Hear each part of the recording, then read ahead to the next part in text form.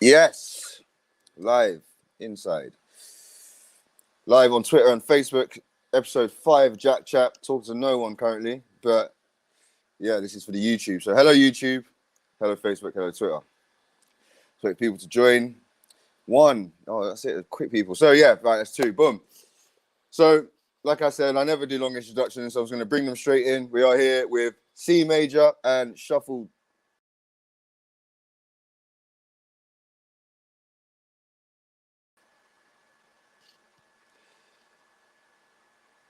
Hold on, I've Profesh.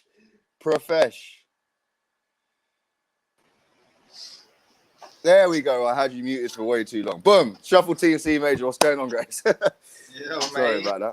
Yo. Yeah, here we go. Yeah, man. How you guys doing? How's life in lockdown and whatnot? You go first, T. Me, I go first. Yeah. Yeah, it's all good, man. All good, bro. Just furloughed, just waiting for work to kick back, man. Yeah. What were you, Shuff? I never had a workload, so I've never been furloughed. Oh, the rhyme's already. Oh, we're screaming in from the gates. Yeah, no, I'm all right. I'm good in the hood. Yeah, man. I've seen. I was going to ask how you guys been keeping busy in that, but Shuff, I see that you've been doing Sounds Like, which I want to say straight away, like it's banging. I watched all of them in one go the other day. Yeah, great show, man. Thank you, mate. We're very proud of it. We're very happy boys with it at the moment, and yes, busy as you said. Yeah. The view count on it's crazy. I didn't obviously when you start a new YouTube channel, you never really expect it to blow up straight away. But yeah, there's some really good numbers wise, better than pretty much all of Battles. Well, when you got the face to go with the place, yeah, you're gonna look at views coming up, aren't you? That's a really nice way to talk about Bleeze. That's decent, bro. But yeah, man. So I was like with the Sounds Like show. Is it basically the smoking area multi game, but in like a more formatted way, like in a more formatted way? Yeah, it's sort of like it started off just like that because over lockdown, I was doing the multi game with a few people just over Zoom and stuff, just like as a way to chat and that. Okay.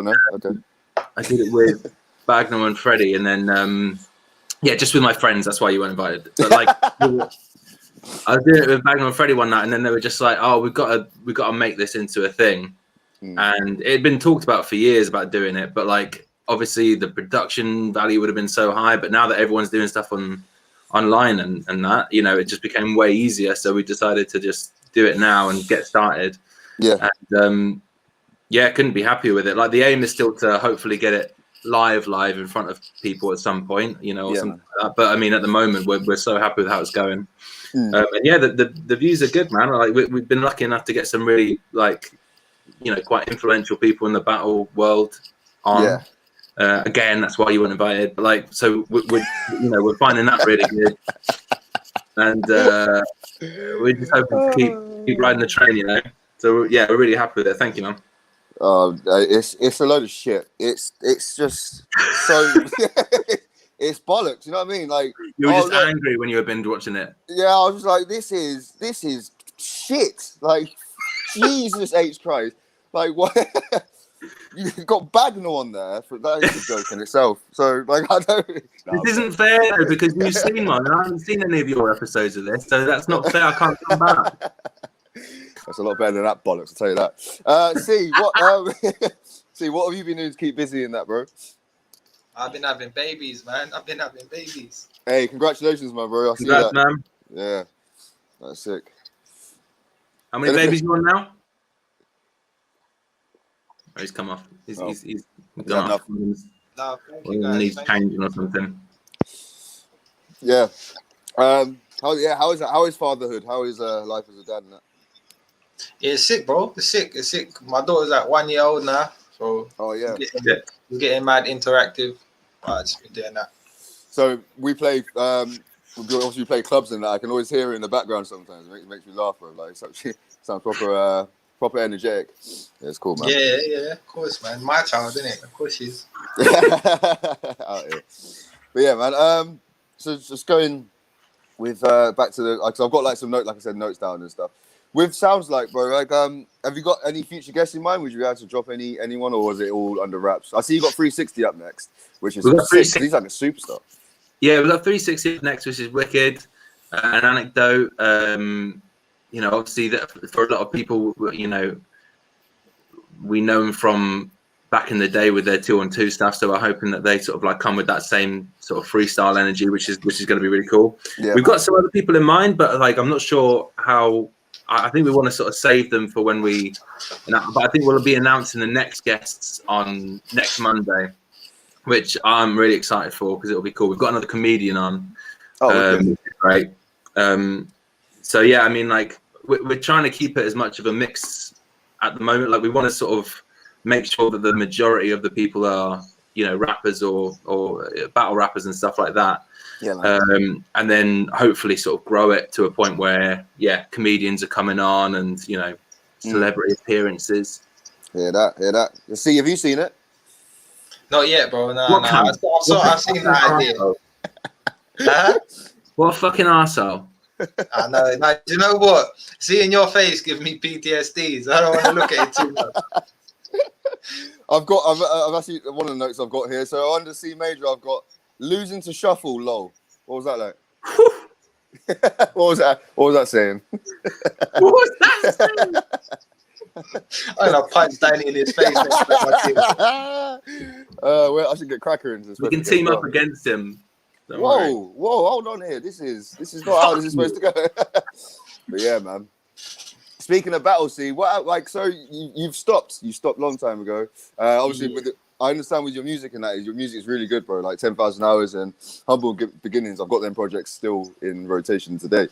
But so, are you completely done with it, or basically that's it. Are you completely done with it, or coming back? On that point. Yeah, hey, man, listen, I'm having a beer. This ain't, like I said, not David Letterman. It's answer the blood clot. I'm joking. I'm done with it, man. I can't. I've tried, but I had a battle scheduled with Tony, but I just couldn't do it, man. I had it scheduled like for 2 months, and then 1 month went by, and I couldn't write anything. I know. I booked it. Yeah. You're getting cancelled on me, you prick. I was gonna let you go there. It's like the guy that booked me was a waste, man, bro. But yeah, I was really looking forward to that battle. I really was. Yeah, same. We had to replace you with Jims, which is wasn't the best like replacement in my. It was a good battle, but then Tony was mad ill and didn't really go down. So if you did have. What a par. Oh, well, you know, it was Cee Major's return in the UK. Jim's at the time actually was quite popular over in the US of A. But it was a difficult battle to replace because we were going to replace it with Real Deal as a rematch, and like everyone was like, "Yeah, sick, that's a good replacement for C." There'll be a lot of hype around that because it's the rematch. Tony can redeem himself, and Tony was just like, "Nah." This is so like, why? It's so difficult. But yeah, man. Music-wise as well, have you got any more music in the pipeline, Cee? Yeah, but mostly production stuff, bro. I'm just producing mainly at the moment. I see on Twitter that you and Brotherhood work like quite a bit together. It seems. Yeah, they're my guys, man. They're my guys. I've got a couple productions on their last mixtape. Yeah. Flood, and a couple features, man. That we're always sending stuff back and forth. Yeah, man. Like when I see, I've listened to Brotherhood for quite a while. When I see that you two, you three were, like in communication and stuff, I was like, oh, that's sick. So yeah, man, I'm looking forward to the future of all that. Yeah, love, bro. So, have either of you been following battle rap in general lately, at all? Yep. Yeah. What have you seen that? So the Anarchy tournament. Have you been following the Anarchy tournament? I actually haven't seen it yet. I really want to see it because I want to see my boy Bizzo, who I'm a big fan of. The guy from the UK, I like him. Yeah, he's pretty good. Manchester or something, no? Yeah. He's a really good rapper, and I really like what he's doing. Or Preston, to be precise. Sorry? He's from Preston, to be precise. Preston, right. Yeah. I've gone off now. If it's out of London, it's either Birmingham or Manchester. That's it. But no, I think he's really good. I think he improves every battle, which is really cool. And I'm hearing like that he smashed the last battle, which is brilliant. Yeah. I really want to see the battles. I just haven't got around to clicking onto them yet, or getting the. Presumably, there's a pay-per-view, isn't there? Well, yeah, there's been a pay-per-view for the last one. Pay-per-view, and I think there should be a pay-per-view coming out for this one as well. It's good though. It's on Twitch and that, which is really cool. Sorry, it's on Twitch, which is really cool. Yeah, that's massive. That's great. Yeah, had like 50,000 unique viewers, and then like I think it was like around 3,000-4,000 at any given time, which is sick. Like that's amazing. That's more interaction than most battles, man. I'm just going back. Bizzo, how comes Bizzo someone that I'm not saying there's anything wrong with supporting anybody, but it's just random for me for you to like Bizzo. Problem with Bizzo. What's the fucking problem with Bizzo? Me and Bizzo tried it on the same day. I've known him from early. But yeah, it's because he's better than him. That's it, yeah. He's jealous. I will lock this whole stream off, innit? Like you don't understand. No, I just like him. I just think he's like. I think Mickey Worth has said this years ago, where he was like, battling is at its best when there's lots of different characters and stuff. Mm-hmm. And I think, like, from my own point of view, I don't know about you, Cee, I don't know about you, Danny, either, but like, for a long time, for a few years, I feel like a lot of people come in with a very similar energy, where it's this kind of like, there's like even a certain cadence that people use all the time, like and like punchlines are written in kind of a very similar way, and it's kind of emulating, a sort of feeling that I don't know. There's a lot of people doing it, but I don't even know where it necessarily originates from. I feel like it's kind of the States, but at the same time, it's kind of like a halfway house between that. And I don't know, like Bizzo's got a sense of humor. Like he's more serious, but he's got like a bit of a sense of humor, which now and then comes out quite nicely. And like there are other people I've seen who I don't mind in like more recent times and stuff. But I think he's obviously been around for longer than people like Georgie Roots and Celeste and those kind of guys. But like for me, he's just like one of the more interesting people to watch at the moment. And so I'm in his corner quite a lot. Fair enough, bro. You mentioned Georgie Roots. See, there's someone you get compared to. Well, people compare him to you. How do you feel about me? Like that? No, to see. He's too good to get compared to Shuffle. He's too good for that. No, he's sick, man. I like him. Yeah, you're a fan. Yeah. Yeah, man. He's generated like a lot of buzz, like a bigger buzz than a lot of people have done recently. He had his first sense of like mass, like not hatred, but like controversy, because he battled mass hatred. Fuck me. Yeah, mass hatred against his kind. But like controversy. That was the word I was looking for. And that battle with Celeste, and Celeste won. So I was like, I want to get him on and like talk to him, because it must be weird to be someone I'd never know, because I wasn't liked in the first place. But when people like you from the get-go, from the jump, and then like so you're like the most popular person, and then one day like everyone just sort of like switches on you. Has that ever happened to either of you before, where people have like got you to a high regard, and something happens and fans are just like, oh fuck this guy, he's whack, or he's falling off? No. So not when you lost to Yunnan 100 bullets and the other person in a row. Not that one. No, still respected. Still respected. What about you, Cee? Yeah, I got booed when I battled Enigma, so Did you try to headbutt him? Didn't you try to headbutt him? Nah. No? You would say that. Because this could be admissible in court. There's no proof. No, George, I didn't say people stopped liking you. I said you had controversy to your name, bro. As in, like, people were like... No one likes you, mate. Yeah, no, you misheard that. But, yeah, man. Oh, you threw me off, Georgie. Georgie, you fucking arsehole. You fucking up again. Where's Georgie? Who's Georgie? Oh, Roots. Yeah, bro. The person we've been talking about for the last. I thought that was Shaft's like government. Do I look like a Georgie? No. What? Maybe. What do I look like? Maybe a Gerald. Gerald, you can fuck off. Marcus. Fucking Mark. Not even Mark. You don't even have the balls to go to Mark. Yeah, but I have more bollocks. Obviously, Marcus, come on. I said more bollocks. How many bollocks you got? Enough. Fucking hell. So yeah, both of you were part of like 2 sick 2-on-2s, as we all know.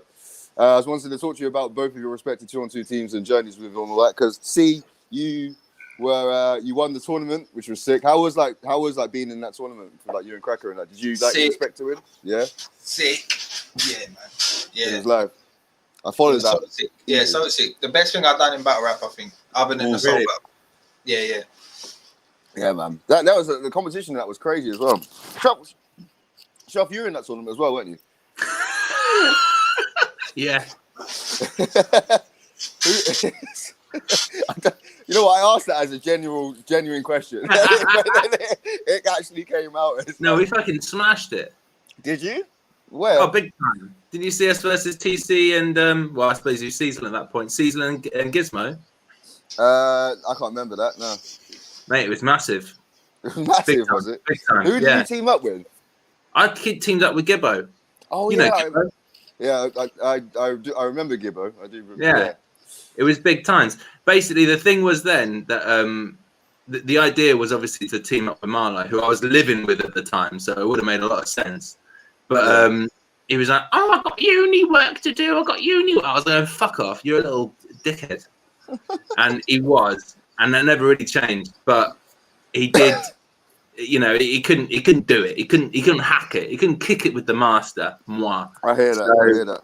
I went, "Who's the next best thing? It's got to be Gibbo, international rap sensation." No, I love Gibbo. Gibbo was great. I loved him so much. He was a really nice guy, and we just didn't have the same chemistry. That was the issue. Like, you know, he was a good writer, but we just didn't have the same, like, it wasn't natural. Like, I had known Marlo for that point for like, well, at least like 4 years, let's say. Maybe no, 5 years. And so like we were already firm friends.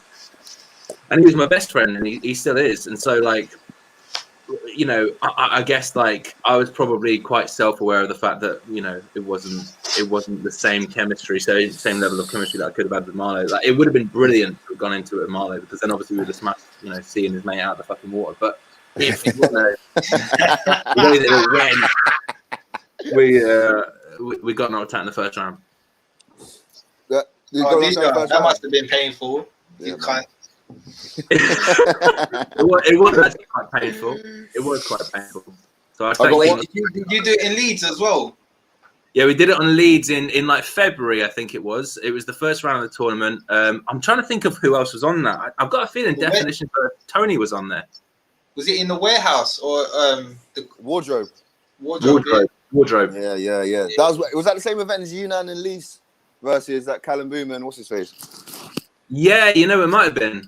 Yeah. I was definitely there for that, and I think that was the one. Yeah, and therefore maybe O'Shea versus Uno Labos. Oh yeah, oh man, yeah, that classic. I think that was there, where the lights went out. Yeah. He did it. The lights went out. O'Shea planked and Stead and Orange. He did a lot, or Apple even. It's a classic battle. So the 2-on-2 tournament, bro. I saw it was you and Cracker versus Bamalam and Cystic, yeah. And I remember, I was in the crowd. This was the second event I ever went to. Me and Craig were in the crowd watching it, and they're about to announce the winners. And Rowan was like, "And the winners?" No, that was it. He was like, so we just got back, and he was like, "So Bamalam and Bamalam and Cystic," and someone in the crowd thought they won, and someone just went, "Oh!" And I was like, "Oh man!" That was probably my people. Oh, is it? Yeah.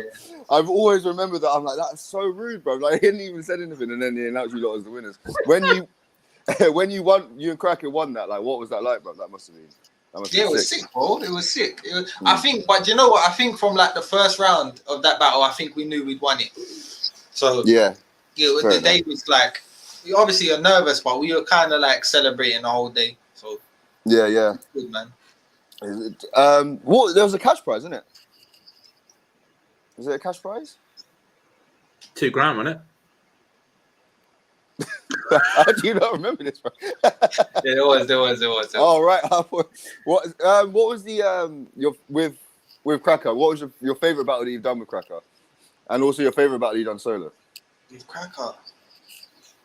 Yeah, it's got to be. Oh, it's solo. This was Cracker. Oh, no, I think it's the one that. Oh, blood! What one? When we battled Archaic. I love that battle. I love that battle. I always remember Cracker's third round when he just like to Steph doing that whole thing, and then he was like trying to wife sluts or slaggles. I was like, whoa! This is one of the like those moments. I was like, that is so deep, bro. Like there was no. And the thing is, we all like Steph as well, so it was like that was just bang out of order. But it was hilarious to watch, bro. It was so funny, man. What about solo? Yeah, soul, innit? It's got to be soul or chiller. I was gonna say I've got the chiller one. Like the Chiller Jones is my favorite one of yours. I think, man. I was there live for that as well. That was sick. Yeah. Shuff, same question for you as well, but like with Marlo and then also solo. Favorite battle with Marlo. Looking back now, it's probably Dialect and Zen. That one. I think like that was the best example of what we do. So I was most happy with that one. Like for nostalgia purposes, like because obviously me and Marlo look back on our battles as sort of like snapshots in our friendship, and my favorite one to be a part of at the time was the Compliments battle against Big J and Ed. Like that was just a brilliant moment for us both. We were so happy with it, and like we were just on cloud nine the whole time. But like in terms of so funny. But in terms of the one that I think the best one, I think like Dialect and Zen was my favorite to look back on as a I think we were just writing the best that we had at that time. Yeah. Solo, I honestly am not sure. I think like the Anton Murphy one is the one that comes up the most. I was gonna say you look like you enjoyed that one. You look like you enjoyed yourself for 3 clean rounds, like you were having the time of your life talking to that man. With that one, like I was the most like annoyed I'd ever been with an opponent. So like I was genuinely angry, and so I wanted to sort of like, be like, let out some aggression on it, which I've not really had in many other battles. Most of the time, I'm just usually trying to make it as entertaining as possible. But like that one, I was trying to properly win. Yeah. Like, I mean, to be honest, I think my favorite performance in a one is my first round against Kid Twist. Against who? Sorry. My first round against Kid Twist before it became a 2-2. Like, I think that's some of my best writing. I think that was probably better. But so I think one of those. But I was really happy with my soul stuff recently as well. But that was because it was the first time in a while to come back to it. I've always liked your P Soldier and Matter battle. Like that was like that battle always sticks in my mind. Especially as like a live experience, that battle was so good. You're right. The next to us, I remember. Yeah. I was team captain, bro. But team captain because I wasn't good enough to battle. I was on the card actually. I'm not good enough to battle, but I'm good enough to be a captain. Those you can't do pretend to be a captain and act like they matter. Honourable mention though, your battle with against Wizard and Scissors. Oh yeah. Yeah, that was probably my the best battle to watch because like I don't know I feel like they beat us, and so I feel like that was a better all-round battle. Obviously, when we battled you and Cracker, it was sort of like a write-off. It was just people just watching blood. But like for that one, it was both sides were kind of equal, and so no, I feel like that one was great because I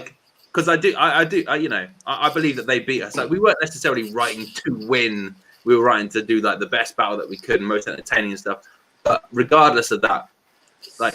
We obviously wanted to win. You know what I mean? We just weren't writing necessarily to be like, what's the best possible angle we can write against these people. So like maybe that's kind of where we fell down a bit as well. But like they're just hilarious. They're just so funny, and they outfun us on the day. And you know, if it wasn't for that third round where we did the unison thing, I don't think it wouldn't have even been as close as it seems now, which is still like quite clearly on them, but probably like 65-35 rather than it would have been like, you know, 72 and that was in Brighton, wasn't it? Yeah, it was in Brighton. It clearly murked you. That's why I like it so much. But is that your favourite? Is it? Yeah. Well, in You know that case, using that same thing, all of my battles are your favourite battles. Then I can't pick. I was the Wiz and Sis battle was the first battle. I was like, I think it's the first time I was like, yo, Shufflo just lost. That is mad. Yeah, I think we did.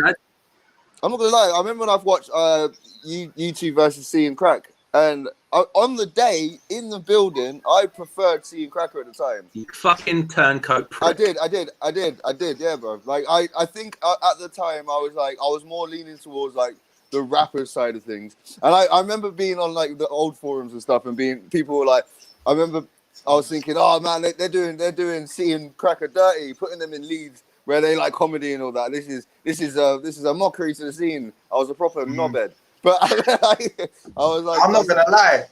I thought we won that till about a year ago. So that's a long time. It's a I'm so stubborn.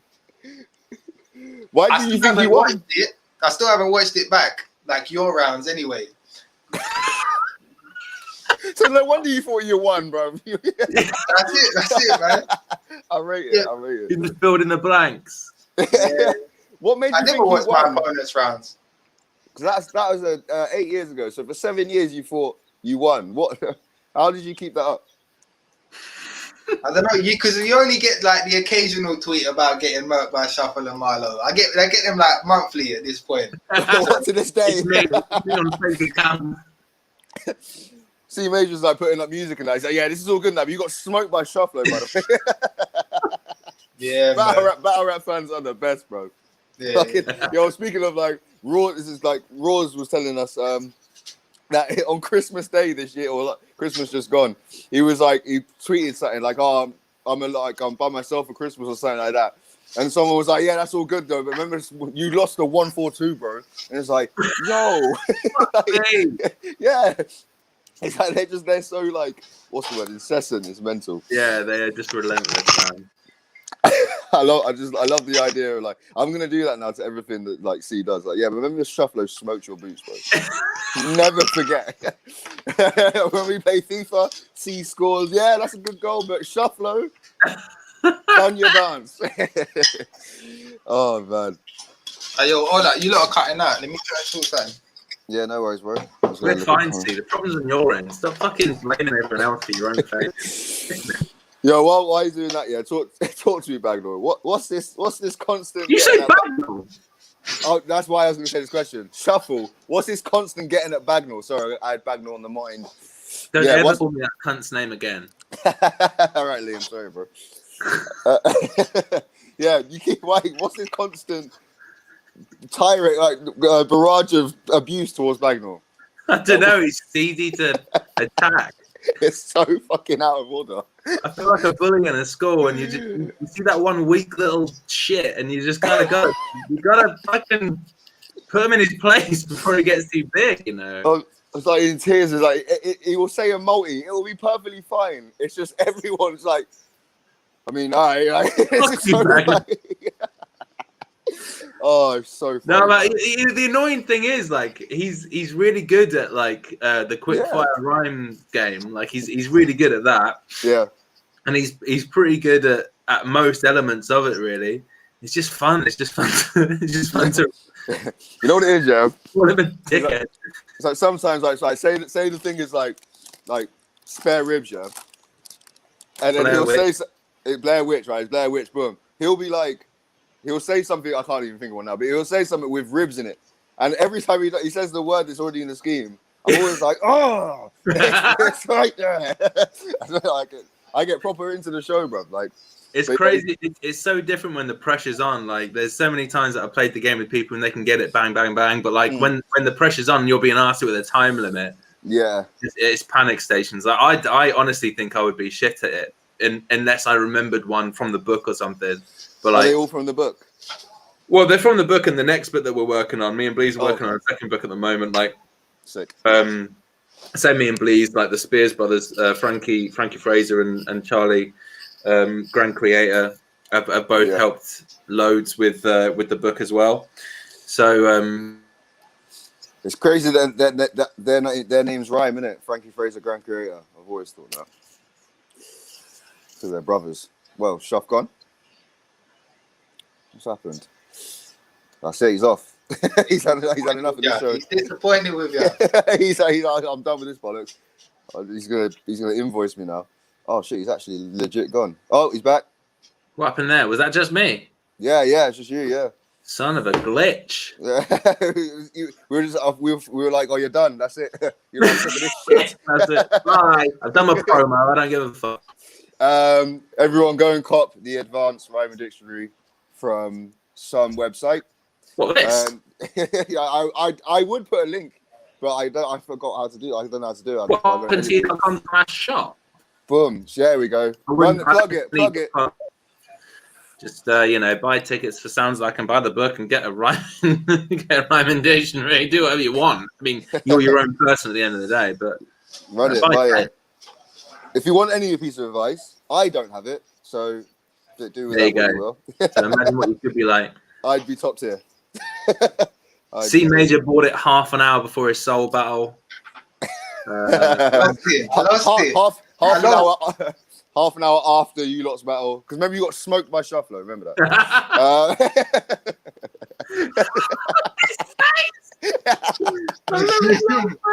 Yo, I'm gonna smile now. Later, buddy. Oh man. Hey, see, you're kind of tunk these days, right? I remember seeing you in a pub in what's it called? Aldgate East. Yeah. You got strong. I got strong, yeah. When did that happen? Just all the hatred and the anger that I felt after our battle. I needed to get it out some way. So. He's doing press ups like fucking friends forever. Penn and Teller. Just saying the bars that pop the most in his head to motivate him. Oh man. Well, that's all right though, see, because you've got tongue and all sort of toned and that, and I've just sort of gained lots of weight and keep drinking and stuff. So you win in life. Let's talk about that. So even if you fucking shut your bed in the battle, at least you win in life. Your weight. Shuff, you need to stop. We need to stop this. My morale is dipping. It's dipping now. I'm sorry, man. I don't know what I'm doing. Shuffle. Wait. Let's talk about that now. I'm joking. I thought you said WAIT. What happened? WEIGHT. What happened? I'm playing. That happened. I am playing. That happened. The Heineken. We're not doing. I don't know why you're not massive. You drink more than I do. It's cocaine. So gotta get that cocaine money. Yeah, shit. Man. I'm joking, man. He's not. Look at him. Look at him. That's a look at him. Look at him. Crack and smack. Oh man! Are you guys looking forward to events coming back? Are you gonna be attending them? Shuff, I know you are. But see, you're gonna be coming to events again and that when it all comes back. Maybe, yeah. Depends who's battling. If Tony's battling, I'll be there. Yeah. Is that the only person you come see? Yeah.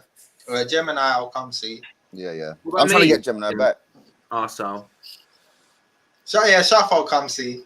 Hey, there you go. Well, then you might be coming sooner than you think. Oh, yeah.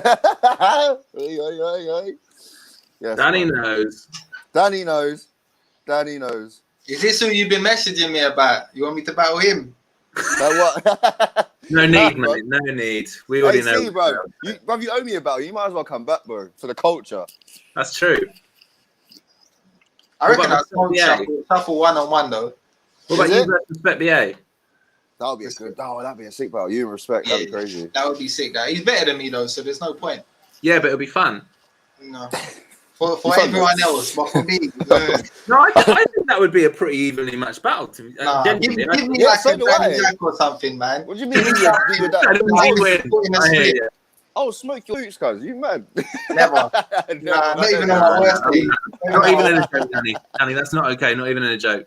Hey, Shuffle, don't even fucking ask you, bro. I don't know what happened here. Yeah, but I supersede you. This is my show now. All right. This is me and Cee. I'm the captain now. Danny Jaqq, and actually, you're not a big enough guest to be on here. So, could you? I'm not a big enough guest to be on my own show. Correct. You are fucking. Why do you think I only get big names on, bro? That's why I might get like Yanif and like Briggsy on someone.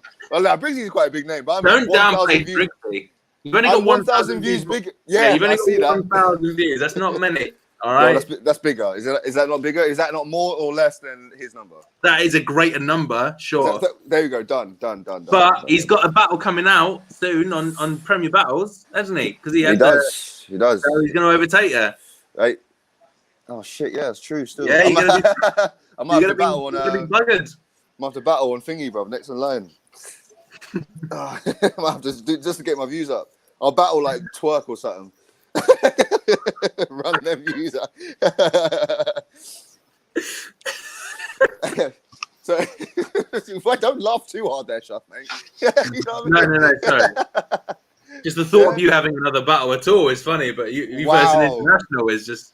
Yeah, I just have got to stick to my team captain role, innit? Side splitting. It is side splitting. You know, my team captain role at North West South is just a fancy name for cheerleader. That's all man was doing, bro. What's your team called? Sorry? What's your team called? No, I was team captain at North West South when Shuffle battled the South. Yeah. The whole of the South. The whole of the South. Yeah, imagine that. Imagine us being ruled by this fucking waste man. Yo, I'm not liking the fact the first time I've heard you say waste man is about me, bro. That's not on. That's also how I just refer to bin men as well. So I do say it now and then. Oh, right. So Danny Jaqq and bin men are in the same. You are the same category. Yeah, you're a bit below them because they've actually got a sort of purpose in life. Wow, I've just let you come. I've just let you come on this show to just roast me. You know what? I knew this would happen. As soon as I was like, oh, Shuff's on the show, I'm like, this is not going to be, a decent back and forth conversation. This is going to be Shuffle having me up and then dropping your joke about Cee, bro. This is I knew it was going to happen. I think he's frozen again. I'm talking to no one. Even when he freezes, it dies. No, he's moving. He's playing. If he is, I know he's actually gone. I swear to God, I thought he was doing the motor comedian thing, bro. What? I thought you were like standing there like completely still to make me think you've buffered. I was actually watching like 20 seconds earlier on my phone. Oh, I see you. I'll be back. Georgie Root said, don't let Cee come back for a hot minute, for a hot sec. Let me level up first. We need a mirror match when that happens. Georgie Root wants to clash you after a hot sec. What, when he gets to like Cee Major's level? Apparently, he's there, man. He's there already. He's there. I think in 20 years we could be ready for that. That'd be sick. He's there already, man. He's there. Do you reckon he's at your level now? Yeah. Yeah, I'll put money on him. Who's he battling next? I'll put money on him. You'll put money on him. Who's he battling next? I don't know. You know. You getting money out of your pocket? Put him against Shuffle. I'll put money on him. Send it to Danny Jaqq paper. Hmm? Send it to Danny Jaqq paper. How much have you got? Me versus Georgie Root. I mean, it would be end game. It would be disgusting.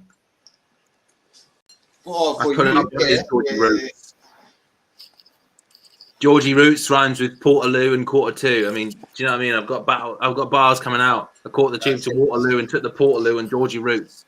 Oh, that's freestyle. That's it. Any more, he needs to pay you, right? Any more, you lose a pound or two. A pound or two. Pound. Oh, pound. All right. Yeah, that money. Pounds is how I pronounce it. Georgie said, "Give me a year or two." He said, "In 2 years, you'll battle you see." Me? What you said? No, Cee, bro. What's fun? He's freezing. Oh, yeah. You said you'll battle you in a year or two, maybe.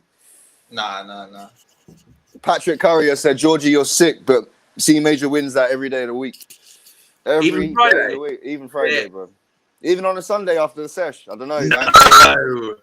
Oh, I don't know. No, hungover Cee. I don't know.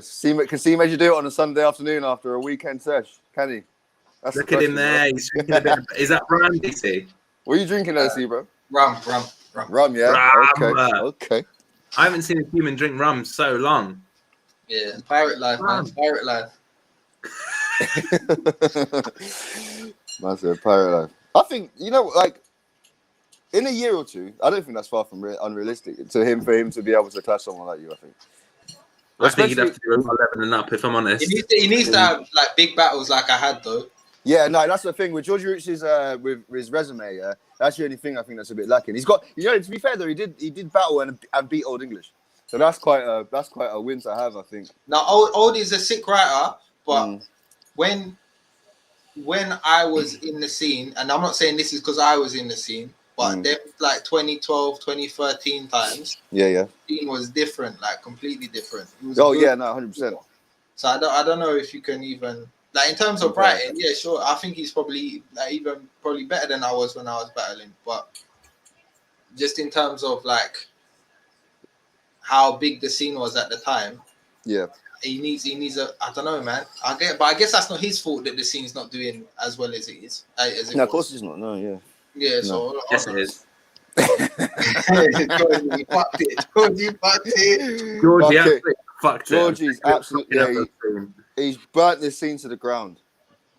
He's ruined it. Nah, he said, I don't want smoke from these man yet, really, but I'm working, and I'll seize you lot soon enough. He's gonna see you lot, both of you. Hey, Shuff, you gonna battle Georgie, yeah? I'd smoke Georgie's boots. You smoke Georgie's boots? Yeah, I would. All right, is that what you want to hear? Is that what you brought me on here? No. I'd smoke his boots. Not what I brought you on here for. Well, then why did you text me? Would you smoke Georgie's boots earlier? In all caps. In all caps. No question mark either. Exclamation mark. Just 10 question marks. Hold on. Oh, I was back to the fucking thing. Why did Jazz have to do Briggsy so dirty, man? With the accent thing. It's one of the. Is that Jade laughing? Yeah, like we watched it together. Like, I don't know if you've seen it, but Briggsy's just talking, and she's like, "What's that accent?" And he's like, "From Salford or whatever." And it's like in the same area as Shotty, and then Jazz like, "That accent is disgusting." Disgusting. That is Who said that? Jazz the rapper to Briggsy. Jazz the rapper said it to Briggsy. That accent is disgusting. And she said, "At least Shotty's better at fixing it." Fixing it. That is fucking out of order, bro. She was like, I know you have it in you though, Shotty. Like, it's there. It's just like, she was like, it's creeping behind us. Out of order. Like, completely unwarranted as well. It was completely unwarranted. That is bad. But it was funny. See, that's the thing with Sounds Like is like, my favorite thing is like, just having the sort of like spirit of a battle in that like everyone can take the piss out of everyone else and it's all sort of fun and games and no one really cares after the show or whatever. Yeah. But like, also have a bit of a conversation. But like that's always been my kind of sense of humor. It's just like it's funny to take the piss out of people and to be taken the piss out of. It's funny. Yeah, 100%. The receiving end or the giving end of that. It's that's why battles are so great. Is because like 90% of the time after a battle, this is what I say to a lot of people who don't know about the world and they think it's all aggressive and this kind of thing. But like, 90% of the time you get your aggression that you have towards a person or like any, frustrations you have with them, that comes out of the battle. And after the battle, most of the time you're fine. Like, I would say that me and Cee, like, I don't even think we spoke before the battle. Like, I don't even know if we had any like proper interactions before the battle. Since then, he's around my house every Saturday, and we never miss a week. I hear that. That's live. But no, like, genuinely, like, there's no question about it now. Like, he knows I'm better, and so there's no tension around it. Do you know what I mean? Better at what? Rapping, sex, human, sex, I run that. Wearing a hat. I'll give you the hat. You can do that. You can pull the hat off better. Thank you, mate. Got a real Keanu Reeves vibe going on right now. He never won. I literally had a thing in my head, but I literally forgot it. There we go. You are Absolute. a mug. I am a twat. I'm just a raging belly. Like, bro, like I started the show. And I've done this every episode, bro. I've done this every episode. I write loads of notes down. I get into it, and I'm like, I have like loads of questions in mind, and then I end up just completely fucking it all off and never do it, bro. It's like your battles. That pretty much choking. I was saying this last episode. I was like, I think I've almost choked in every battle I've ever had. Like, you're always choking. You're the choke king. You're the choke king. I don't know about the choke king. I haven't had you're the choke king. I think we can all agree with that. See, is that unanimous against Ian, the choke king? I ain't choked in about 7 years, bro. Allow me. Yeah, but when was the last time you? He's up there. He's up there. He's definitely up there. All right. You lot. All right. Thanks, you lot, for joining. This has been. This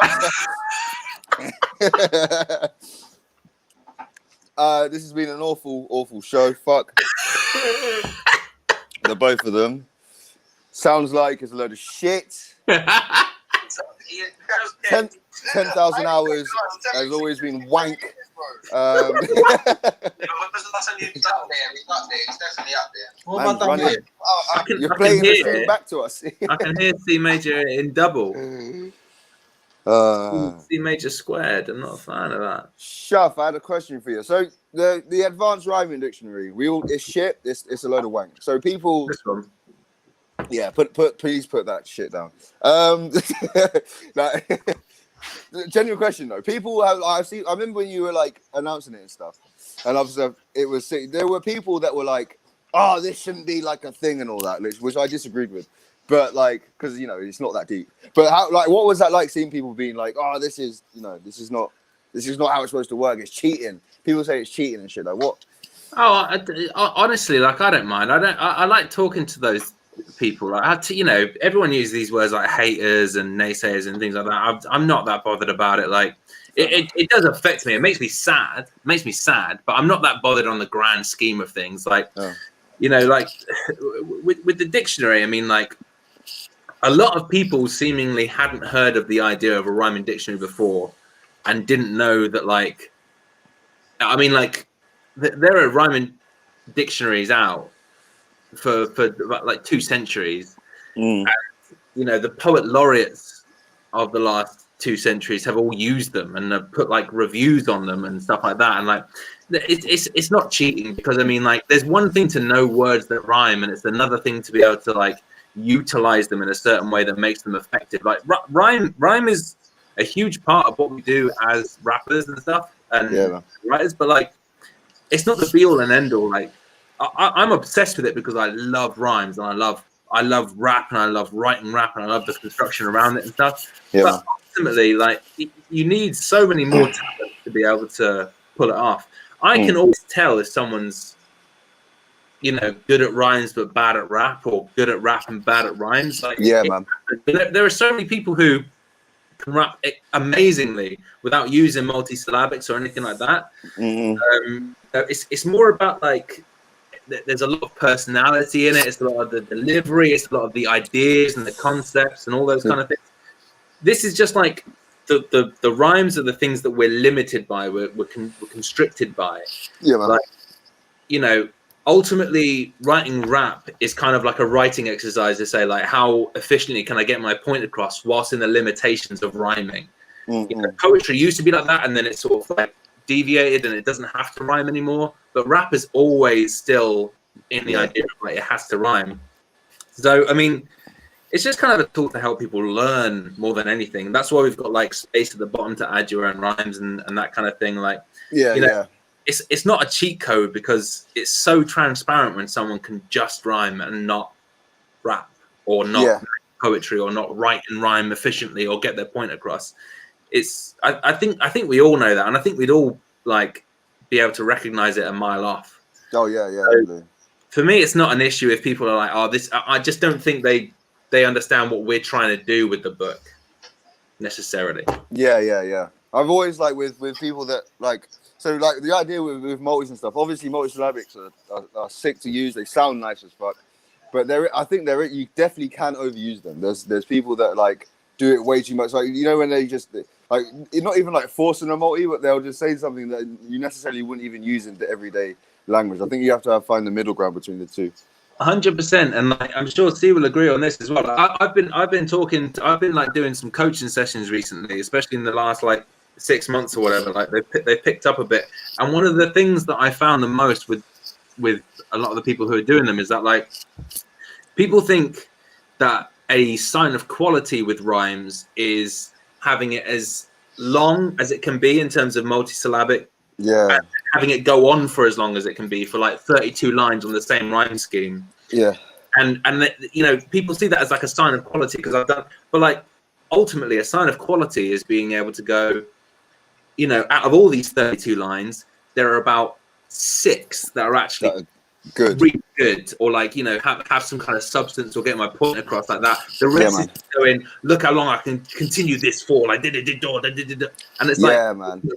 It's my least favorite style of tearing it back. It's all about taking away the unnecessary stuff, and being able to stick to something like 4 lines is actually more of a talent than sticking to like 32 lines. Like, and it's interesting for me because like when I'm writing with Theo, when I'm writing with Marlo, we have this whole thing where we love to like have these long multi-strings, and we sit down together and we come up with all these sort of ideas that we can do, because that enables like humor a bit more to sort of like, you can force some here and you can do some silly thing here, and like that's better for humor. But in terms of like decent writing, like you look through any Bender round, and most of the time he's not actually going like for 16 32 lines. He's doing 2 or 4s. But people remember things like the Sorry Player scheme, or the scheme that he did against Sid Vicious, and they think, oh, that's the sign of a good writer. When in actual fact, that's like a special move that he uses now and then to accentuate what he's doing.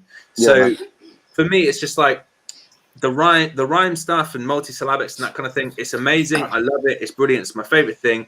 But it's not the be all and end all of rap. It's actually just the limitation within the thing that you're writing. That's the thing. It's just a way to get around the limitation. Yeah, it's the same with Frank, what you're saying about Bender as well. Frank, because he's really good at rhyming a lot, like rhyming in like different places for a long period of time, but it's not something he uses all the time. But he, like, you can do 4 bars and he'll write. He uses rhymes. I'm like, that's insane. Like, I would have never thought of that. But it's not like you said. It's not like stacking. It's about like using special moves. Like that's what's interesting about rap battling, is that like, for me anyway, it's just that everyone should have a special move that you can bring out now and then, and you just blast it, but you do it once or twice a round maybe, or even once a battle, and then it's like, fuck, that was amazing. And because that's what people remember about it, they assume that that's all you're about, when in actuality it's just one aspect. It's like using the Yoshimitsu stab move. Like, you wouldn't use that every single time you get into a fight. You just use it if there's an opportunity that sort of presents itself. It's cool. The idea of having a special move in battle rap has always been cool to me. Like dialects, grime thing, you know, Soul's pen game, Lesto, like that whole thing. When he does that, so Soul does that like that every bar is a punch type style thing. Yeah, like he did against Cee that time. That time, the only time. I don't even mean that as a diss, but that's the one that always stands out to me. That whole 2012 Killer Crop thing. Yeah, that was insanity, bro. So see, what do you think? Like, with rhyming wise and that, like, do you agree with like the fact like you can do too much multis and like the style wise like that, that sort of style and that sort of thing? That question was worded awfully, but you get what I mean. yeah. I know what you're saying. Yeah, I don't know. It's kind of like the whole new like 2018 plus Eminem. You know what I mean? Like that whole style. I think we can all agree it's like rinsed. But I mean, if you're talking technically, his writing's probably really good, but nobody wants to hear it because you're saying so much. You're saying nothing, but you're saying so much. So much. There's no point. And it's like there's like battle rappers like Eek and that, for example, who like technically are probably good, but I don't think he's good. Like I don't think he conveys a point very well. Yeah. What do you think is like the most important like aspect of rap writing? What's like if you could get it down to like one solo thing that you think that if you can do that, then you're basically good, what would that be? I think it's the way you can put something across. Like for me, I I haven't watched battles too much recently, but Lux is probably like Lux and Hollow are two of my favorites. Yeah, and that's because they can, like, you can have 5 rappers that say the exact same punchline, but how you get to it is the like the poetics of the whole art, the whole craft. Yeah. So it don't matter if you've got like a really good punchline, or you've got shit build up, for example, because there's nothing. There's no anticipation. There's no respect for what's coming. You know what I mean? Yeah, it's like a shit film that's only good at the end. Yeah, man. I think it's about knowing.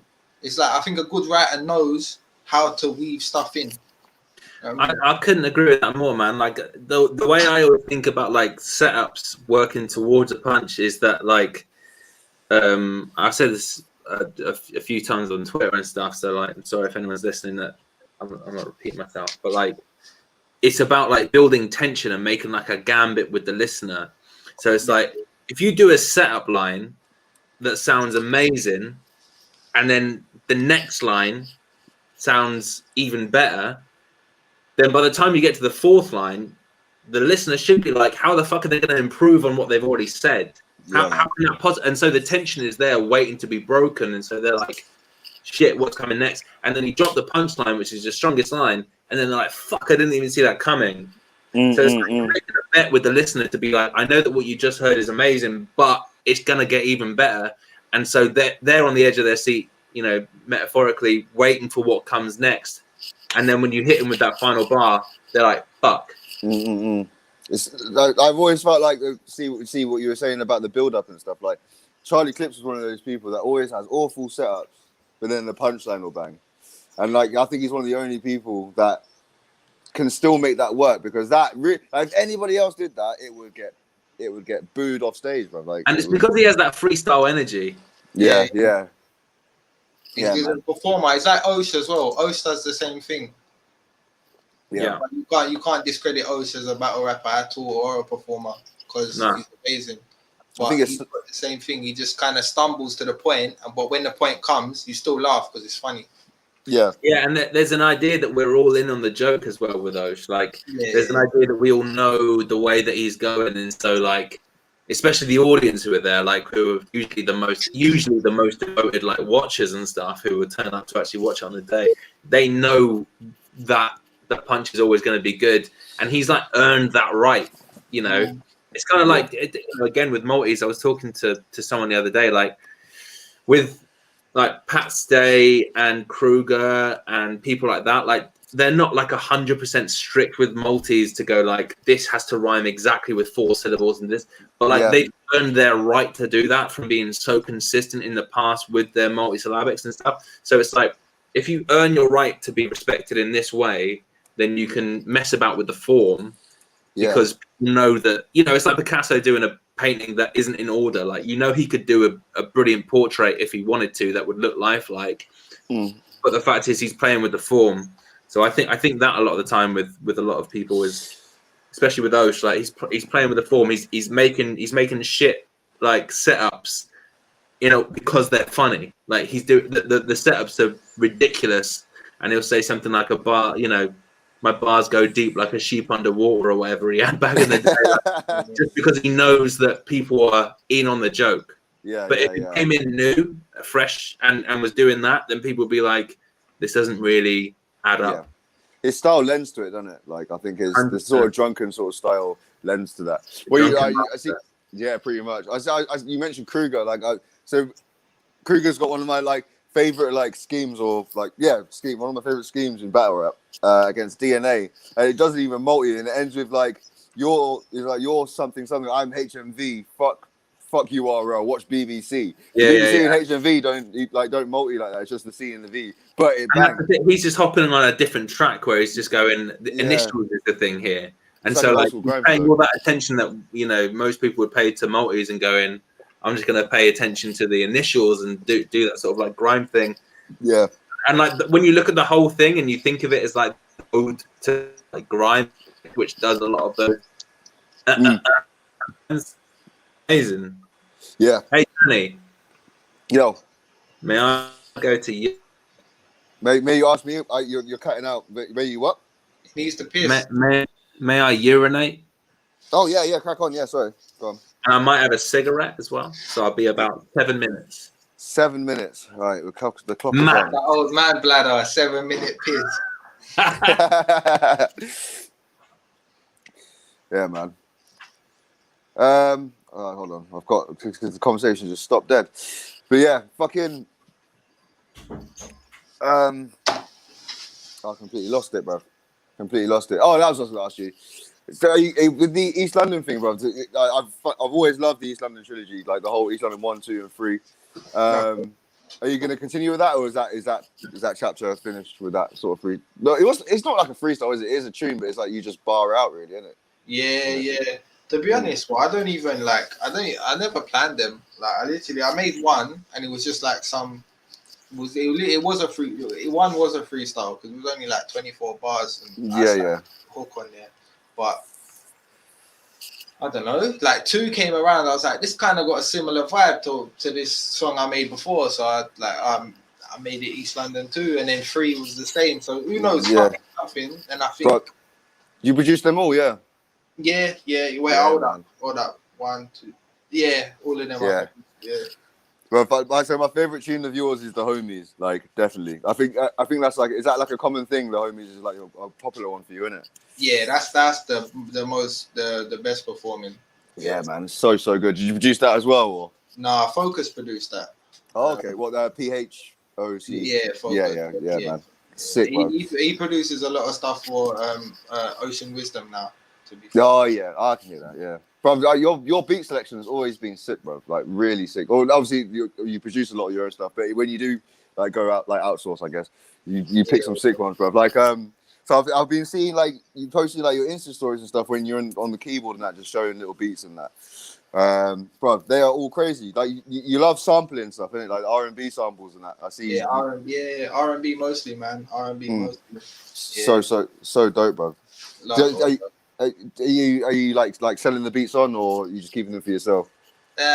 It's one of them ones. Like if I make a lot, then I'll upload some. Yeah. But I know a lot of rappers. You know what I mean? So I kind of keep them in house mostly. Like I was thinking, if you were selling them on, do you ever worry like you'll sell on like one of your coldest beats, sell it exclusive rights to someone, and they're whack on it? Does that ever worry you? Like. Or do you pick do you pick who you want to have on it? No, it's kind of a mix of both, innit? Because it's like if I put something out, if that person don't buy the beat, then it might be a case of nobody ever uses it. So after I've done my thing, I know the beat's good. I don't really care what the person does with it. Fair enough. For the most part. Yeah. Like so, when you're producing beats, do you like? Unless someone is like, so do people ever commission you to make something? Like they'll pay you and be like, boom, can you make this? And then you do it like that, or do you make them and then they buy the finished product? So most of the stuff I've sold, it's been a case of I've made something, I've put it out, or I've uploaded a clip. Most of the time it's clips. I'll post like a clip on Twitter or something and someone will DM me. But yeah, that'll work like that. Or I have got cases like with Brotherhood, for example. They send me acapella sometime, and I'll make a song around the acapella they've given me. Okay, yeah, that's sick, bro. Yeah. But I've been producing for a long time, innit? So kind of like second nature. You're trying to get your daughter into music as well? Is that the aim? I see. She comes to the piano like every day nearly now. Yeah. She wants to play it, but that's sick, bro. She gets bored after like a minute. Yeah, but it's a start though. At 1 year old, bro, if she's coming, if it's in her mind to come to the keyboard, the piano, or the keyboard, or whatever, like at 1 year old, even just for a minute, but that is a step in the well, I'm guessing your preferred direction. Yeah, no, it's one of them ones. You don't really mind what you're like. Your parents don't mind what you're doing as long as you're happy. You know what I mean? Of course. But like, yeah, I'd always like, I'd always imagine like if I have a kid, like I'd always want them to like have some sort of interest in music. Like my dad was like that, bro. Like he was so like committed to me being a musical person. Like he used to put headphones on my mum's stomach, bro, like and play like music thinking I could hear it and that. Yeah. Yeah, bro. Like he genuinely believed that I was in there. I could probably like I could probably hear it like some sort That's of the rumbling. thing, though. They say, though, innit? They say that like if you're playing classical music and stuff, it's supposed to develop certain tendencies in you. Yeah, man. Like so, like. No, yeah, that's what I was thinking. That's sick that she comes up to the keyboard and stuff. Yeah. But when you produce, do you like? So do you generally just produce for yourself then, and then see what happens from there? Yeah. So to be honest, like most of the stuff I listen to is R&B. So I'll produce mostly like R&B centric stuff or recently garage, a lot of garage stuff. Oh yeah, that's live. Yeah. I think I only watched People Just Do Nothing. I watched that for the first time recently, so I feel like that's probably got me back into it. But garage is one of my favorite genres, bro. And I think as well because of your sort of like production style, and like I said, like we said, the samples and stuff. I think your style lends to garage so like definitely proper sick, bro. Like man, if you got to send man that, bro. Let me hear that. I need to put some clips up or something, bro. Do you ever, when you're writing them, when you're making them, do you ever do you write stuff to them as well? Yeah. Mostly I write like hooks when I'm making the beat. Like I'll write like you lot probably ain't heard me sing too much, so that's mainly what I do when I'm making a beat, man. Yeah, a lot like of I heard on the homies it's like half singing and a few other tunes I've heard, but yeah, that's sick, bro. I've always been a fan of music from the beginning. So was your music the reason that you sort of like drifted away from battle rap? Was it just popping? Because I remember you had like a run of music videos on SBTV and stuff, and Storyteller. Hey, bro, by the way, your Storyteller is still one of my favorite freestyles ever, bro. Very sick. Very sick, bro. It's one of the first things I watched from you. I used to listen to it like every day, bro. I think at one point I knew it word for word, bro. If I put it on now, it'll come back to me. Love that. I love, man. But yeah, you had the run of like freestyles and like videos on SBTV and all that. So it was that when you had that run, was that why you drifted away, or was it just a natural transition? No, it was kind of both, innit? Because when I was making all of them, and then I made 10,000 hours, was all like through chiller to like soul. So after soul, I went to make 10,000 hours, and then I battled chiller. Who's that American? Cortez. Battled. Oh Cortez. yeah. And I feel like that's when it came out, but leading up and that was all promo to do the music, and then I don't know really, man. I was at uni at them times as well. Just graduated after we battled Shuffle. To be fair. Oh yeah. Yeah. So it's just life, innit? It just kind of takes you away from the thing. That's not why I stopped battling. It wasn't just to focus on the music, because then I would have been. Making the music, but like. Would you say that you didn't even like stop battling, or more just like you said, just life happened and then you just battled less and less until it just ceased to just happen? Yeah, it was never a conscious decision. Yeah. But to be honest, like I saw the scene like dipping a bit as well. I can't lie, like when I left for a bit, did life. And then when I tried to tune back into battle rap, I saw it wasn't the same. And then I think Don't Flop disbanded. That's whatever happened there, politics, none of my business. But when that kind of fell off, the scene fell with it. You know what I mean? Yeah. It was a big old dip, bro. That was a weird time. Yeah, proper weird. So from then, you don't really want. I didn't really want to get involved with any new leagues and that, because no one was established. And when you step back for the first time, you don't want to be like, I don't know, like certain leagues you go to, they won't be as professional. You know what I mean? Yeah. It won't be the same vibe. And is that what you were worried about with the Tony battle? No, I just couldn't write for it. Fair enough.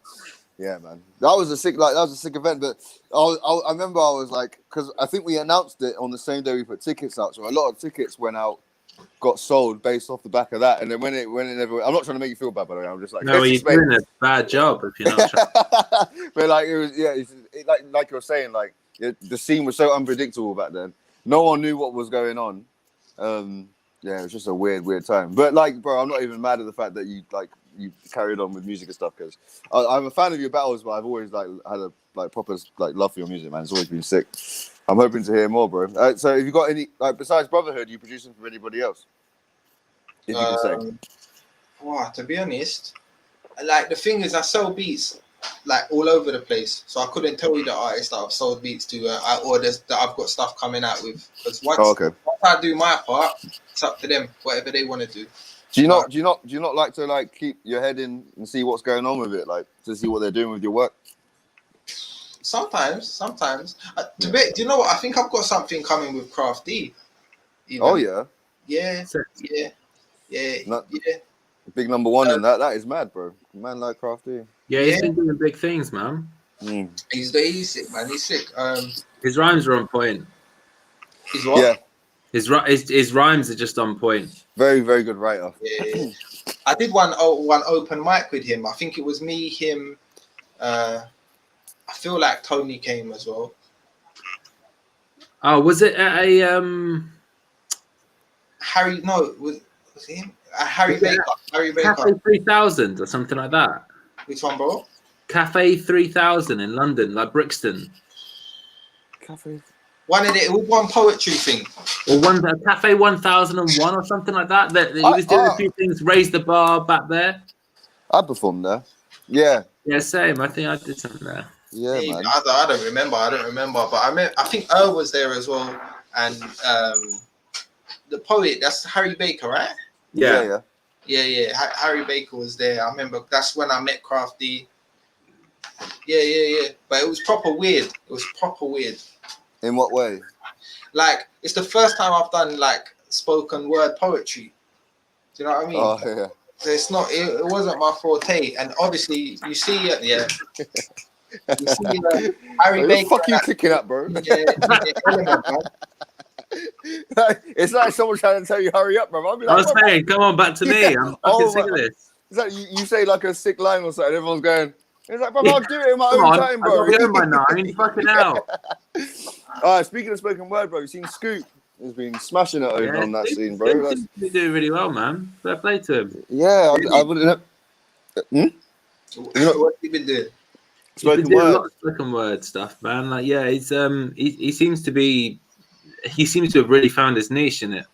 Yeah, because he's not really. He said he hadn't rapped on a beat since like he was 14 or something, and then, which is mad to me because the way his battle rap style and his spoken word style, they're quite the same.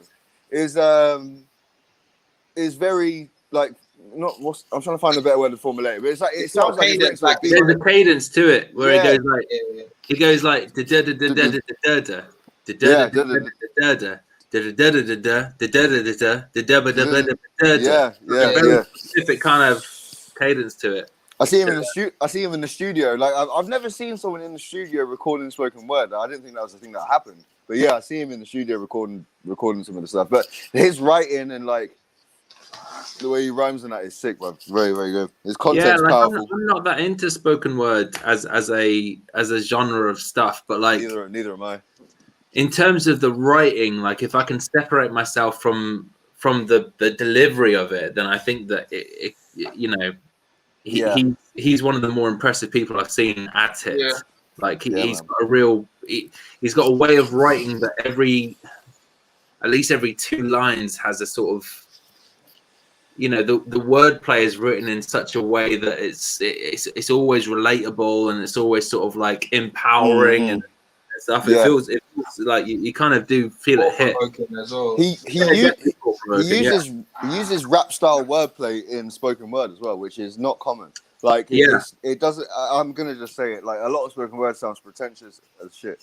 So like, it's cool to hear like a sort of like more of like a rap style wordplay in like poetry and stuff. I'm not like shit on poetry, but yeah, like it can get a bit. No, I know what you mean. It's like that a lot of spoken word stuff. Like I don't know. I've spoken to my girlfriend quite a lot about this. My girlfriend's quite into poetry and stuff, and like we have this, or rather, she has this idea which I've sort of bought into, which is that like poetry is meant to be so personal, and so it's kind of odd sometimes to hear it delivered in a way that is designed to get response.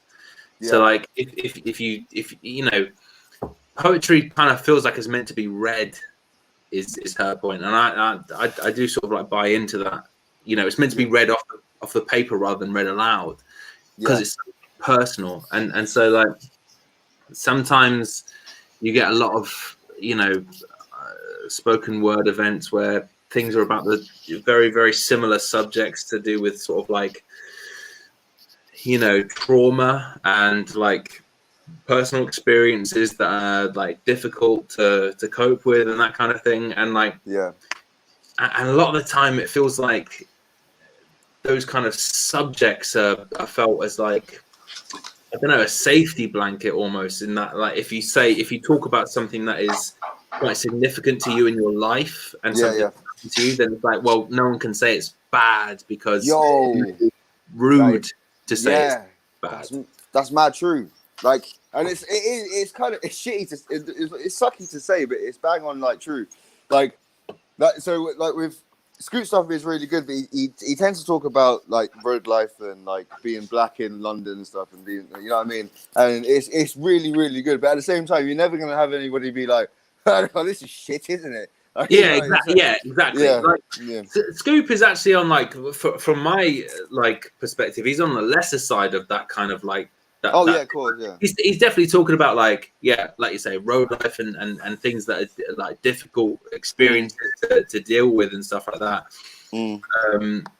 But it does genuinely feel like it's coming from a place of experience, and I think a lot of the time, with like, I've been to some spoken word nights, and it's like, you know, a white person coming up and talking about them going on a date with someone who is racist, and so they're talking about their experience of the racism to them and how they disagreed with it, and it's like, I get the point, I know, and I agree that is bad, but like, is your voice necessarily the perfect voice to be hearing this from? Like, or would I rather hear this from a more organic sort of like place? So I always have this thing in my head. It's like the idea of a straight white male poet talking about like seeing like a man be misogynistic. He's talking about another man. It's just like, I beg you, shut up, bro. Yeah, exactly. Like, why are you telling this story? Like, telling the story at all is kind of indicative of the thing you're talking about. In the same way that I remember a few years back, like, sorry to dominate the conversation a bit, but like, that's right, I remember a few years back with me and Marlo were asked to talk on something like the BBC Radio 1 or Radio 4 or something like that. It was and I'm joking. You know, whatever. I mean, they just saw the talent and they wanted to.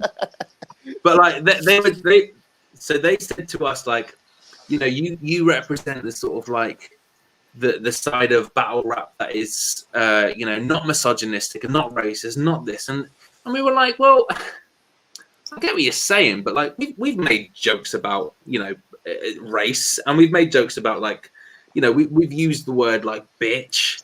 You know, it's not like we're not involved with this. And then when we saw the person who was meant to be interviewing us, we saw it was this guy who was there on one of those jump off nights, who basically, it was a guy against a girl, and the guy had made some sort of to call it what it was, I think basically a rape joke, right? Oh my during Lord. the battle, which happens, right? Like, we know this is part of the battling world, and it happens, and you know, whatever you think of it, like it's part of the battling world. That the idea in battles is that like everyone is as vulnerable as anyone else. So whatever you are, you can make a joke about it. And this guy got up on stage. I don't know if you remember seeing this, but like he got up on stage and like basically kicked the girl off and was like, how could you say that? You're a fucking bum. What are you having to go at her for? Haven't you got a mum? My God. And like he saw himself as like being the savior of battle rap and being like, you know, I'm gonna tear this whole thing apart. And everyone was like, well, she can defend herself. Like, she's in a battle rap. This is the whole point of it. Like, you're not. Why are you like, you know, getting rid of her and saying like, "Oh, I'll defend you." Like that's way more patronising than someone making a rape joke, which she can then go, "Fuck you, don't make that kind of joke." I can defend. You know, she can defend herself. You know, it's not defend her in anything. And so we didn't do it in the end because we were just like, how can, you know, this person clearly doesn't understand the culture. Like, you know, battle online. I think it is somewhere. Yeah, I think it is. I think it was put up with the sort of title of like man defends woman's honor or something. It's something stupid like that. And it's so, people assume that if you're a woman you can't defend yourself intelligently. And it's like she would have had she probably had a rebuttal before, you know, saved in her head to go, you said this, and then she would have probably won the battle because people have been like, fuck yeah, be on her side. You need someone to come in and defend her. That's why I moved away from the whole saver gimmick that I had before. Like, because at the time it was funny and whatnot, and like it was a thing I used in battles. Like I battled Deep Throat Thug and tried to do all that. But like in hindsight, it's like, what the? It's just like obviously I did it for the entertainment value. I did it for the show. But at the same time, it's a bit like I did run that gimmick even outside of battles. Like fans will come up to me with their girlfriend and be like, "Oh, I don't save my girl," and they're like, "Oh man, I don't even know what that means." But I'm like, I've tried to move away from that whole thing because, especially like, I'm not saying we're in the cancel culture or whatnot, and that's the only reason. But like in hindsight, there's a lot of things that you look back on. There are things you deemed as like okay, and it's like, oh, but that's a bit weird, fam. Like that, you can't really run that. So man, me and Marlo think that all the time when we made jokes that were by today's standard completely inappropriate. At the time, they seemed okay. Like we dropped the F-bomb, you know, in like the sort of homophobic F-bomb. Which I'm glad you repeated F again because it cut out and it said we dropped the F-bomb. I'm like, that sounds like it sounds like you said N-bomb. I was like, we did a bit now and then. No, we dropped the the homophobic F-bomb now and then. Like we look back at it and we're like, oh fuck, like why did we do that? Like, and ultimately the reason is that we were either watching other battles that did it or listening to other music that did it. In you know, especially in rap, it's such a homophobic like sort of like you know world, and so you just feel like you're part of it if you take part in that idea. But like, I look back on that and I'm so like, I don't know, it's horrible to see and it's horrible to listen back and I have to skip past those parts when I watch them and I'm wanking over myself. Yeah. So like, is that gone? Yeah, I don't know. It's just like you grow and you learn and you make changes to what you will and won't say. And there are so many people now who I say to them like, you know, can you believe that 5 years ago we're all dropping the F-bomb? And they're like, willy-nilly. We're doing that, and it feels so fucking juvenile and silly and you know. It's like I made I think in my tryout I made a gay joke. I bet I was like. Basically, I basically said, "I bet you suck dick." Like, and I was like, "Yeah, what you do?" I bet. Oh, place a wager. I put money on you performing in fellatio. But it's like, yeah, but like it's just like so homophobia is like one thing. Like you said, the F-bomb used to get run wild. Oh man, it was a synonym for mate. Like it might as well have been like, you know, it was something you said casually, and like looking back on it now, it feels like a totally different world. Yeah, you know, even 4 years ago, like even, you know, not even that long ago. Yeah, and certain jokes about race and stuff. Like I remember in my tryout, I had all these jokes about race because I was against an East Asian guy. Yeah, and fucking hell, that's tricky to look back on and be like, "Geez." Do you see Joker Star stuff against Akar this weekend just gone was wild on the edge. Like it was, really? it was. Yeah. So Akar's Indian. Akar's Indian, and Joker Star. He said like he basically you're Indian, and he's like he said about a dot on your head, and I was like, okay, I see the connection here, but it's on that line now. Yeah. And then he was going. Then I can't remember what the line was. Right, I'm laughing because it's so mental. But I can't remember what the line was. But they ended with like talking about like sweatshops over there. He was like, "Make my trainers." I was like, "Oh my god!" And then he was like, because he's Asian and Scottish, he was like, "I'll knock the haggis out of your naan bread." And I was sitting there, I was like, Yo, that is like in this day and age, that is wild to be running in a battle rap.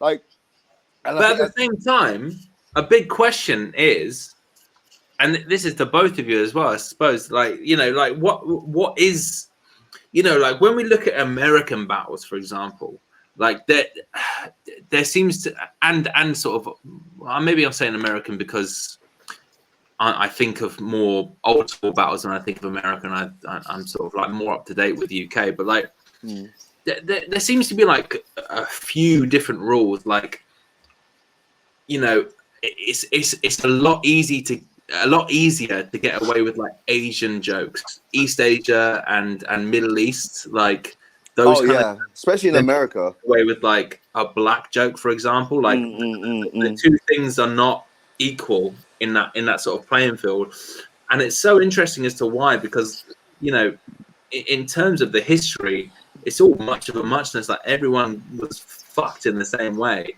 you know, except white people who were like genuinely fine. But like, it's a huge question as to be like, you know, why does it seem like it's an easier target sometimes than, you know, on the right than in the left or there? Well, over in America, like URL and whatnot, they still use the F-bomb, like willy-nilly. Oh, they'll run that crazy, and like they're still like in URL 2021, they will still have a roundabout like being like, oh, like you're gay.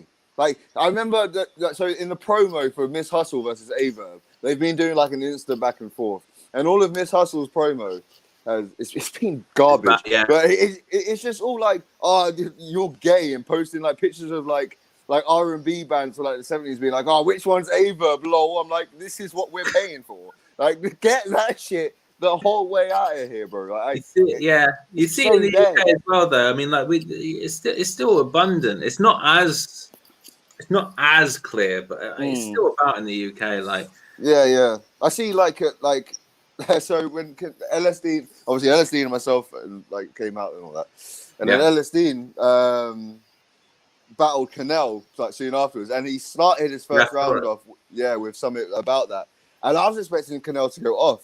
But he didn't. I mean, I spoke to Canel in the episode. He was just like, yeah, because what is the point? Like, it's so outdated. That sort of thing is so outdated. Because when I did it, I was kind of nervous to go to like certain events or go to like or battle again and stuff like that. I'm cool with it now. But so when LSD did it, I was like, this is all we're gonna get. But in hindsight, people are a lot more sensitive towards that sort of stuff here than they are over there.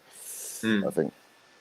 Yeah, man. Well, I think it might even be to the point that like, you know, a few people came out at the same time over here, and so it was like, and also the support felt by the coming out, you know, that it was so palpable. I don't think like, you know, maybe in the US it's to do with like religion. There's a huge Bible belt there, and that, you know, we can blame it on all kind of things, but like. You know, like imagine if I think the support here was so strong that it was just like you'd be a fool to go against it. You know, it could be a number of things that people would support, and bringing it up in a battle just would have been a foolish move. But if someone like DNA or someone like came out as like bisexual or something like that, I think it wouldn't go down as well within the URL lot, like as well as they did it everywhere else, because.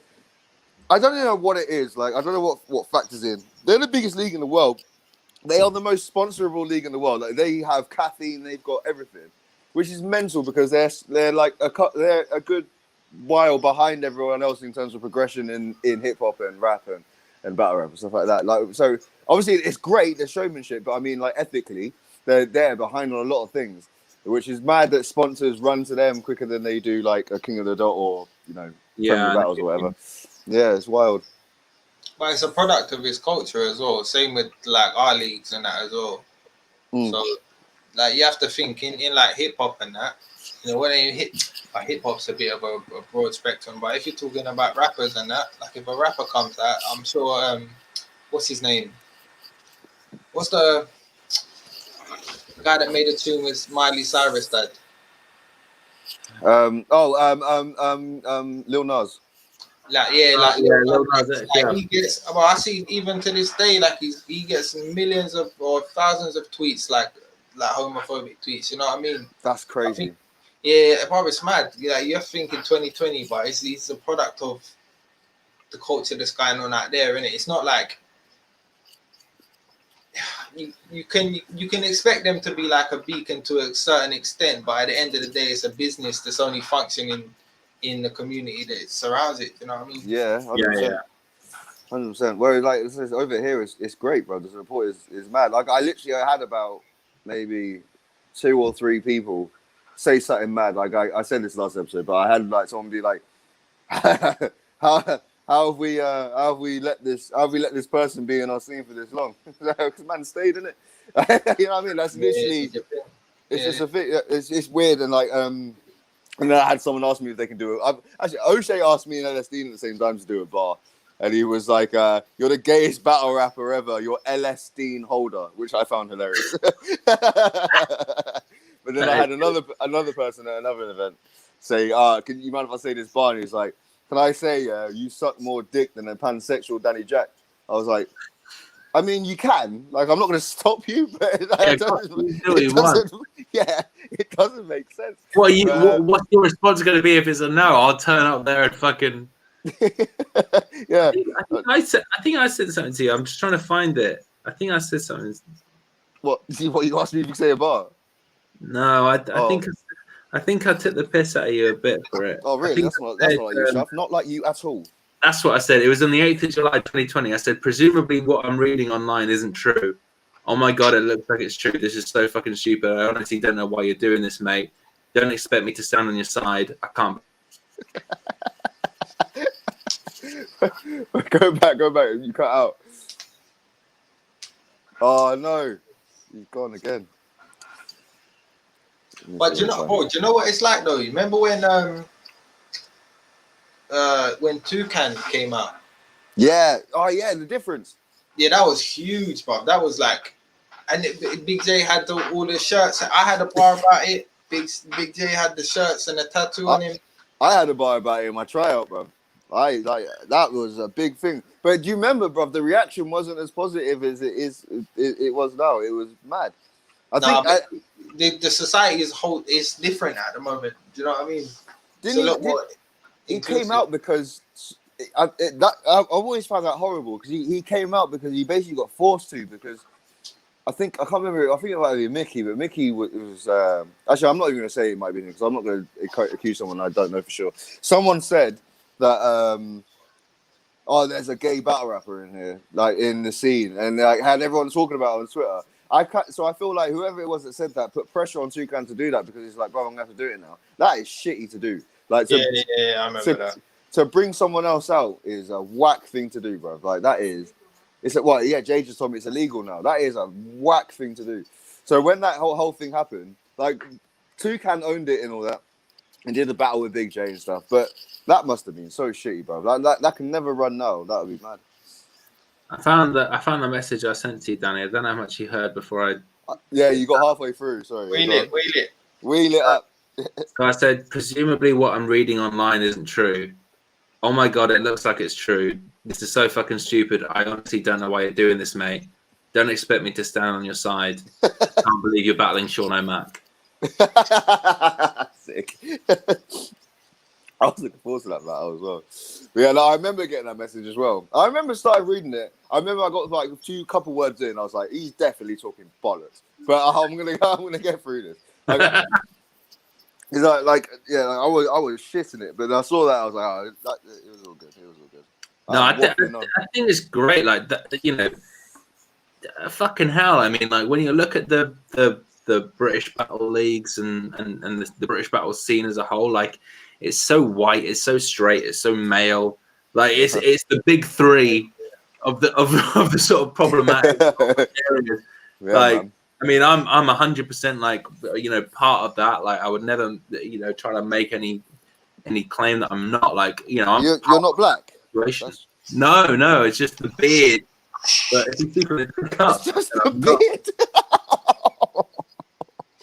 Sorry, that caught me off guard, bro. I said it's just the beard. Do you not remember when Big J dropped the M-bomb? That was a wild time. Yeah, I do. It's first in a laugh, isn't it? Yeah, and it was the rhyme up to it. You know, I was stood there with Wilsey and Soljitsu, so the crowd, and we were stood there. we were stood How did he get away with that? Yeah, we were stood there, and he was like, he was doing like, my trigger, I figure. So if I can't say it, and I was like, you're not going to do this, are you? I didn't believe it. No. It was like in that Eminem and Dr. Dre video where, like, is it My Conscience? He was like, hold on. Yeah. You need to think about this, Dre, or whatever. And he was like, is he really going to do this? And the way he did it, I'm not going to say it because I want this video to be monetized. But he was like, it's the way he was like my trigger, I hit her.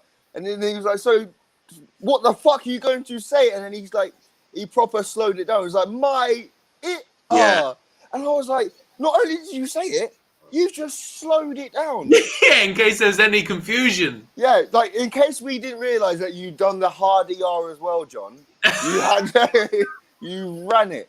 And I was with Wilsey and Soljitsu, and Wilsey was fuming through his beer can at Big J's head. He literally. That's the only time in UK battle rap where someone actually brought the can to the head. That was amazing. That was amazing. I remember Enigma saying something similar to P Soldier. I think P Soldier. He called him Nigel. Yeah. The hit, but it was like. And P Soldier was like, don't. No good Nigel. Yeah, I remember that. So P Soldier was not having a bar of it. He did the same thing. He did like and then P Soldier just stood there like no. P Soldier was a wild out. Go on. Do you think the term wigger, and I've been thinking about this recently, do you think that is a racist term, not to white people, but like because you're doing a portmanteau? 100%, because it is, isn't it? Like people call wigger, people call a person a wigger when they're a white person acting black. So yeah, so you're saying white N-word, aren't you? Yeah, I've always said this to people, and they're like, "No, it's fine." I'm like, "Fine, big man." No, I get the idea. Is like it's disparaging towards white people, so like it can't. But no, it's disparaging towards black people because you're basically saying the word. Yeah, without just it's the closest way you can say it. Without, and also, acting black is not a thing, bro. Like, yeah, what is that about? Yeah, you don't you can't act black because it's always the same traits, isn't it? It's if they talk slang, or smoking, or they're like on road or whatever. It's always like, you're white don acting black, or you know what I'm saying. And but there's people out there that take that as some sort of compliment. I'm like, nah, bro, it's not, bro. Like, number one, because the N-bomb is not a compliment, so putting a W instead of an N doesn't make it a compliment. You gotta just put a letter at the beginning. Yeah, like, I'm a wigger. Okay, then let me get a blue. Lazy racism. Yeah, that is.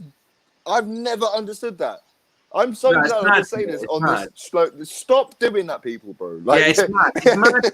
You're on like people who would say that. Think that they're on like a black person's side to say that you're just a wigger, you're just and it's always preceded by just a like as well. Do you know what I mean? Like it's a horrible term. I've never understood why it's the same in reverse, bro. When I get this a lot when people are like, oh, you act white. I was like, why? Because like and then the traits of that are they went to university. I'm a bit more well spoken than most, and it's like that's all good then.